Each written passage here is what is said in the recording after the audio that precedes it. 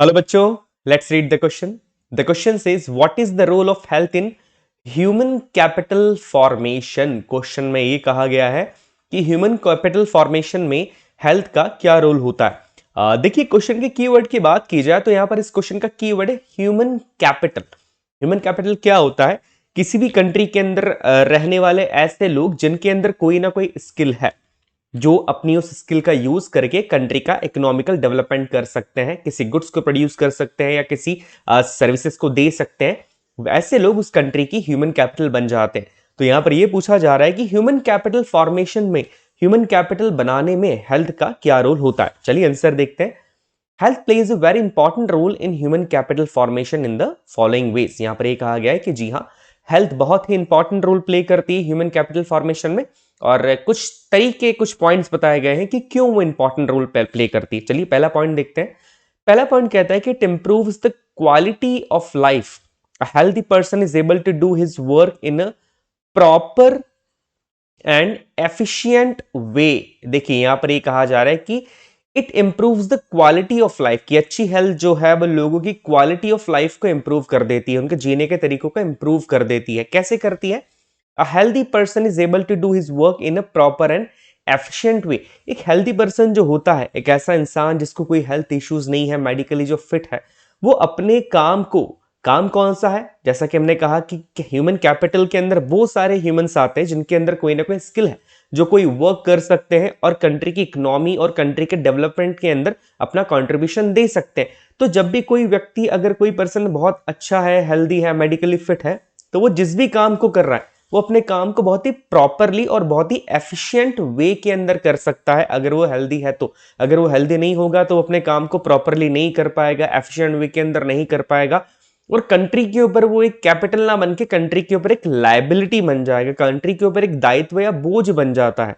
So that's why यहां पर यही कहा जा रहा है कि सबसे पहले तो अच्छी health human quality of life को इंप्रूव करती है. अच्छे तरीके की आप लाइफ जी सकते हैं अगर आप हेल्दी है तो. और क्यों अच्छी लाइफ जी पाएंगे?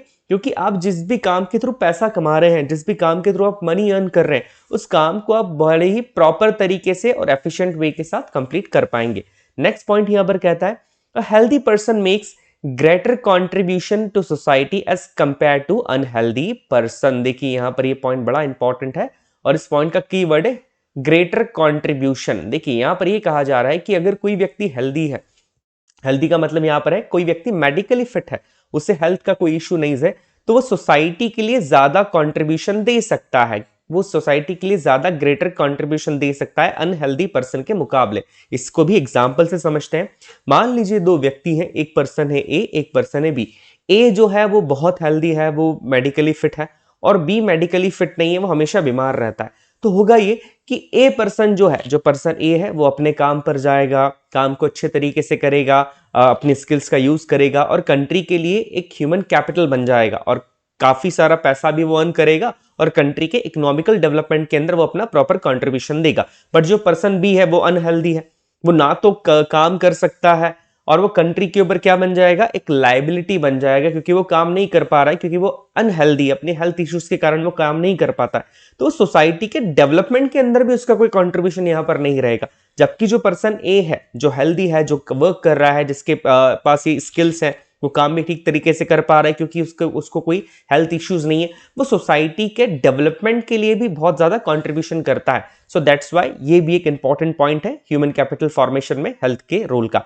नेक्स्ट पॉइंट देखते हैं. नेक्स्ट पॉइंट यहां पर कहता है कि good health enables a person to earn more and to be more regular in his work. ये पॉइंट भी बड़ा इंपॉर्टेंट है. इस पॉइंट का जो हाईलाइट है वो है अर्न मोर, कि जो ऐसा व्यक्ति जिसको हेल्थ इश्यू नहीं है, जो गुड हेल्थ का है, मेडिकल फिट है, वो ज्यादा अर्न कर पाएगा. ज्यादा क्यों अर्न कर पाएगा? क्योंकि वो अपने काम को ठीक तरीके से कर पाएगा, काम पे रेगुलर जा पाएगा, रोज जा पाएगा. तो इस तरीके से वो जब रेगुलर वर्क कर पाएगा, ज्यादा काम कर पाएगा, तो यहां पर उसकी अर्निंग ज्यादा होगी, वो डे बाय डे ज्यादा अर्न कर पाएगा, क्योंकि उसको अपनी हेल्थ के ऊपर कोई खर्चा करने की जरूरत नहीं पड़ रही है. बट ऐसा व्यक्ति जो कि हेल्दी नहीं है, जो कि थोड़ा सा अनहेल्दी है, वो अगर काम कर भी रहा है तो उससे काम का आधा पैसा उसकी हेल्थ के ऊपर खर्चा हो जाएगा, मेडिसिन के अंदर, डॉक्टर्स के लिए, दवाइयों के लिए.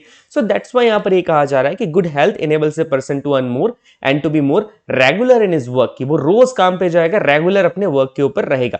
लास्ट में लिखा है यहां पर, hence the above mention points prove that if better healthcare measures are taken up on an individual in a country becomes more healthy and his productivity will also increase। यहां पर ये कहा जा रहा है कि अगर बेटर हेल्थ मेजर्स कंट्री लेती है अपने सिटीजन्स के लिए, दैट मीन्स मेडिकल फैसिलिटीज किसी कंट्री के अंदर अच्छी है, अच्छे डॉक्टर्स हैं, वहां के लोग हेल्दी हैं, तो होगा ये कि कंट्री का खुद का इकोनॉमिकल डेवलपमेंट भी बढ़ेगा, कंट्री के अंदर जो लोग हैं उनकी प्रोडक्टिविटी भी बढ़ेगी और धीरे धीरे कंट्री भी प्रॉस्परस होती जाएगी, क्योंकि वहां की जो ह्यूमन कैपिटल है उसकी हेल्थ अच्छी है और कंट्री को अपने देश के लोगों के ऊपर, दैट्स वाई कहा जाता है कि कंट्री, किसी भी कंट्री को अपने देश के, अपनी कंट्री की पॉपुलेशन के ऊपर मेडिकली टर्म्स के अंदर या उनकी हेल्थ केयर के ऊपर ज्यादा पैसा खर्चा करना चाहिए, क्योंकि हेल्थ केयर ही कंट्री के इकोनॉमिकल डेवलपमेंट का एक बहुत बड़ा रोल प्ले करती है। I hope you understood the question as well as answer. Best of luck.